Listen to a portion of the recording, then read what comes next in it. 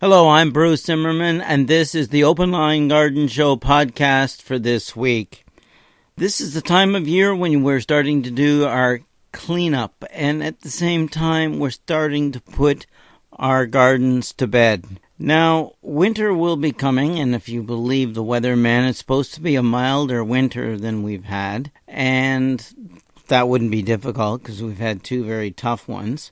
But just because it's mild, it doesn't mean there isn't snow. And do remember that good layers of consistent snow are great for a garden. But what you need to do now is to prepare the garden for that eventual cover of snow. And let's start with turf grass. Bag and shred the leaves. Now, a lot of people don't have a shredder. So if you're doing it on a regular basis, you know you're going to be cutting your lawn and you're going to be cutting it short. Well, you don't always have to cut it short, and keep going shorter and shorter. But you can use the lawnmower to actually go over the turf grass, cut it maybe a little, if at all, but gather up a small amount of leaves, and of course the leaves will be shredded. If the leaves are clean, they're not full of tar spot and other diseases, then you should go and take the shredded leaves, and you can either do two things with them. You can compost them in your composter, or you can dig them in and cover them over well in two areas, your flower gardens and your vegetable gardens. Both of these will work. If you're going to use it next spring for planting and adding organic matter, you're better off in the compost. But if you're going to be just improving the soil in the flower and vegetable gardens, then it's time to get them cleaned up and dig them in. Now, should you have to do leaves before you're ready to finish off your flower and vegetable gardens, and that could happen this year because it really has been quite mild, then what you want to do is go and just pile them, or even better, bag them, so that they continue to break down in the heat. So what you do is you bag them with the lawnmower, then you empty the bags of shredded leaves into plastic bags. And this way the mice and other animals don't think that it's time to use it as a house. But also the heat buildup will help the process of starting to break them down. You'll also be adding warmer leaves and organic matter to the soil. So when it is time and you've got your garden cleaned up, then it's time to go in. But any plants that have diseases or insects don't get dug in. They get removed and sent to the street in the organics. Now, the reason for that is the organics that are commercially done reach much higher temperatures than you can reach with your composters, and of course kills a lot of the insects and diseases. So when in doubt, send it to the organics at the street to be commercially composted. Then you're going to be digging this organic matter in that is clean into both flowers and vegetable gardens. Now, this is a rough dig, but you're trying to make sure that the leaves are dug in and covered. And you could even apply a small amount of regular vegetable food that's left over, particularly granular. As you can cover it over, you can sort of sprinkle it. And this extra nitrogen, phosphorus, potash, etc. can actually benefit the breakdown, but also the soil in your flower and vegetable garden. This is not prep for spring seeding. This is just prep to improve the soil. The rough digging is important. You want the clumps all broken up, but you want some clumps, some rough ups and downs and hills and valleys, because it traps the snow. Snow equals moisture equals frost and freezing and thawing.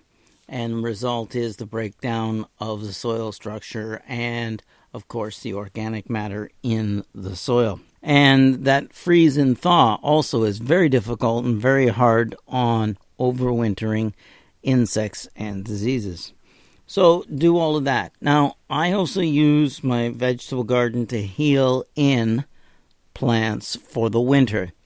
These are containers that I cover with a plastic bag to keep them nice. I always make sure that there is a rip in the bottom of the bag once they're ready to go in the hole, so that no moisture or excessive moisture is trapped within the bag. But at the same time, the pot itself is going to be kept fairly clean for the winter. You want to make sure that you hill them in, and you want to have them lean slightly.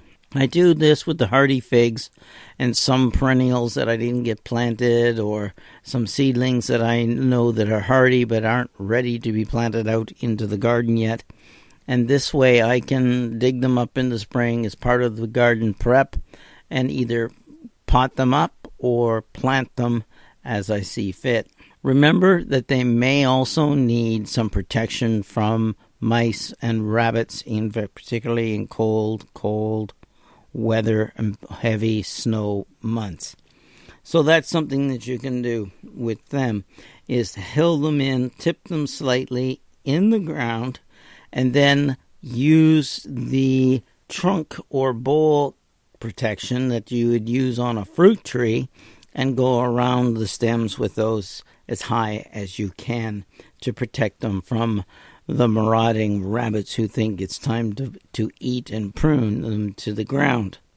This has happened to me in the past, and I so strongly recommend that you do it. Sometimes when it's really cold, the blue oak grass and the festuca grasses, the evergreen blue grasses, are munched on by rabbits because they're really hungry. So you may want to put some type of cages over those. And you may want to, after the leaves are all gone, hill your miniature roses. Not for hardiness, but more to protect the plant from the rabbits and the mice. I have also used large pots over top of them once the ground freezes. And this has also helped and worked for me in the past. There is going to most likely be frost if it hasn't already come in your garden and started to knock back a lot of your annuals and perennials. So if that's the case, you may have a little garden cleanup in the perennials and the annuals, but not a lot. Plants like geraniums, pansies, which are biennials, and of course some of the tougher houseplants may still be able to stay out there in the cooler temperatures. I'm thinking of gardenias, in particular azaleas, where you want to give them protection, but you want to let them enjoy the cool, bright weather of fall for as long as possible. This sets up their flower buds for the coming winter in your home. And then the tropicals, they're all coming in. Now, most of them I hose down first to knock off as many of the insects and wash off as many eggs as possible, and bring them in and keep them isolated till I find out if I have missed any or not.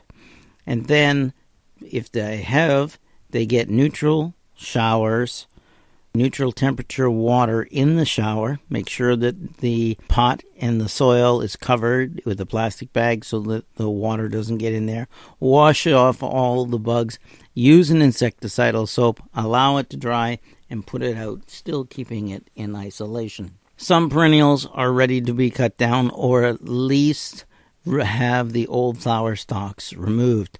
I'm thinking of the echinacea and some of the Shasta daisies, etc., which are basically almost finished, but both come over in the winter as a basal clump, which means you're only going to cut them down to that low clump of green leaves that you've got right now. So you could do a little bit of cleanup. A lot of the ornamental grasses are in full color right now, so you can leave them alone. Things like hydrangeas and pink potentillas are all blooming for you, and so are some of the last roses of summer. So you're not going to do anything about those. You're going to enjoy those last little spots of color in your garden. They can be done later, and should be done later if they need to be trimmed at all.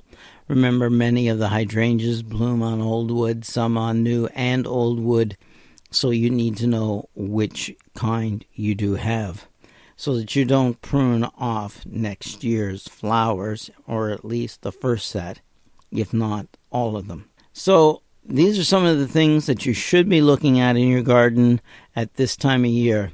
I'm Bruce Zimmerman. This is the Open Line Garden Show podcast for this week.